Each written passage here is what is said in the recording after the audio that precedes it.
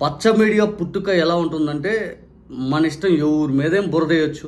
వాళ్ళు ఓపికతోటి ఇంక వాళ్ళు ఎంత కష్టపడినా తుడుచుకునే ప్రయత్నమే. ఇది దుడుచుకునేలోపు ఇంకోటి, ఇది దుడుచుకునేలోపు ఇంకోటి, ఇదే పని.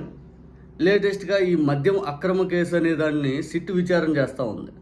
అసలు ఆ సిట్ కూడా విచారణ ఏం చేస్తుందంటే ఎవరో చెప్పారని ఇంకొకరు చెప్పారని ఇంకొకరు అని ఇంకొకరు ఇంకా తిప్పుతా ఉంది తప్పితే దాంట్లో వాస్తవాలు ఏంటి, దాంట్లో ఏంటి ఏదంటే ప్రజలకు అర్థమైంది. ఇప్పటికే లేని కేసును ఉదాహరణ తీసుకొచ్చి ఏదో పరువు నష్టం కలిగించాలి, ప్రతిష్ట నష్టం కలిగించాలి, మానసిక శోభకు గురి చేయాలి, ఇదే ఆలోచనతో ఈ కేసును ముందుకు తీసుకెళ్తా ఉన్నారు. లేటెస్ట్గా అనిల్ రెడ్డి గారి కార్యాలయాల్లో సిట్టు మొన్న సోదాలు నిర్వహించింది. ఆ సోదాలు నిర్వహించినటువంటి ఒక కంపెనీలో వైఎస్ భారతిరెడ్డి గారు డైరెక్టర్గా ఉన్నారని చెప్పి ఈనాడు విషపూరితమైన వార్త రాసింది.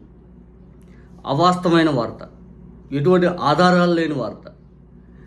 దీనిపైన వైఎస్ భారతి గారు తీవ్ర ఆగ్రహం వ్యక్తం చేస్తూ ఈనాడు ఆంధ్రప్రదేశ్ ఎడిటర్కి ఎం నాగేశ్వరరావుకే న్యాయవాదుల చేత నోటీసులు పంపించారు. ఆయనకు ఒకటే హెచ్చరిక చేశారు, నేను డైరెక్ట్గా ఆ కంపెనీలో లేను, నా డిన్ నెంబర్ ఇది. ఆ కంపెనీలో భారతి గారు అని చెప్పి ఇంకొక మహిళ ఉన్నారు, ఆమె డిన్ నెంబర్ ఇది, నా డిన్ నెంబర్ ఇది. మీరు ఆధారాలు లేకుండా పరువు ప్రతిష్టకు సంబంధించిన విషయంలో ఇష్టానుసార రీతిలో వార్త రాస్తున్నారు కాబట్టి మీకు ఇదే హెచ్చరిక.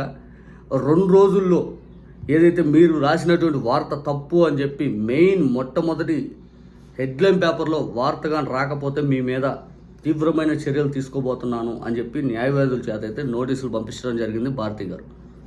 దీనిపైన ఈనాడు ఏ విధంగా స్పందిస్తుంది, ఏం చేస్తా చూడాలి. ఎందుకంటే ఈనాడు ఇప్పుడు అధికారంలో ఉన్న ఏదేదో చేసినా, ఏదేదో ఆత్రం కొద్ది ఏదైనా చేసినా కూడా ఇటువంటి వాటికి మాత్రం చర్యలు ఖచ్చితంగా ఉంటాయి.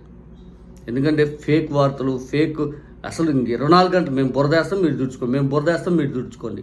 లేని కేసును ఒక దాన్ని తీసుకొచ్చి వీళ్ళు చెప్పారని వాళ్ళు చెప్పారని వీళ్ళు చెప్పారని వాళ్ళు ఈ రిమాండ్లు పంపించడాలు, తర్వాత ఆ రిమాండ్ నుంచి పొడిగించే ప్రయత్నాల్లో తప్పుడు ఛార్జ్షీట్లు వేస్తున్నాను కోర్టులు చెప్పటం, ఇవన్నీ జరుగుతూ ఉన్నాయి, చూస్తూ ఉన్నాం.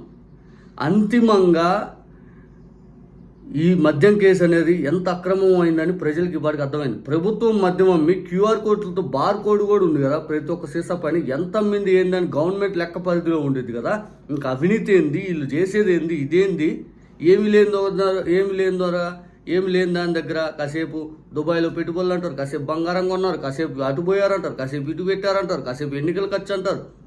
తిప్పుతా మీ ఇష్టం, అధికారం ఉంది, ఎన్నాళ్ళే మేము తిప్పుతాం, మాకు నచ్చిన జైలు వేయాలంటే ఈ కేసును వాడుకుంటాం అనే ధోరణిలోనే ఈ కేసు ముందుకు కొనసాగుతుంది తప్పితే ఈ కేసులో వాస్తవాలు ఏంటి, ఈ కేసులో నిజాలు ఏంటి అని ప్రజలకు తెలియనంత పిచ్చోళ్ళు అయితే కాదు. మీరు చేసే ప్రతి ఒక్క పని ప్రజలు గమనిస్తూ ఉన్నారు. ఈ మద్యం కేసు ఎంత అక్రమమైందని ప్రజలందరూ ఈ పాటిగా చర్చించుకుంటూ ఉన్నారు. ఎక్కడ కూడా జగన్మోహన్ రెడ్డి గారు హయాంలో వైన్ షాపుల దగ్గర బయట పర్మిట్ రూములు లేవు. ఇక బెల్ట్ షాపులు అమ్మాలంటే భయం, అంటే టెర్రర్ క్రియేట్ చేశారు. ఒక్కొక్కరు బెల్ట్ షాపులో మద్యం అమ్మాలంటే ఇంకెక్కడ అక్రమంగా ఎక్కడ అమ్మింది అంటే కన్సంప్షన్ ఎంత తగ్గింది? కన్సంప్షన్ తగ్గితే ఇంత అవినీతి ఎక్కడ జరిగింది? ప్రభుత్వానికి ఇంకా ఆదాయం పెరిగింది కదా గతంలో కల్లా. ఇంకేంది, ఇంకా ఇష్టానుసార రీతిలో ఏదో బురద వేయాలి, డైవర్షన్ పాలిటిక్స్, బురద. ఈ మెడికల్ కాలేజ్ సమాధానం చెప్పండి స్వామి అంటే తండ్రి చెబుతారు. ఇంకన్నీ ఇదే, మీరు చేసే తప్పుల్ని అడిగితే ఏదో తిప్పుతారు ఇంకా.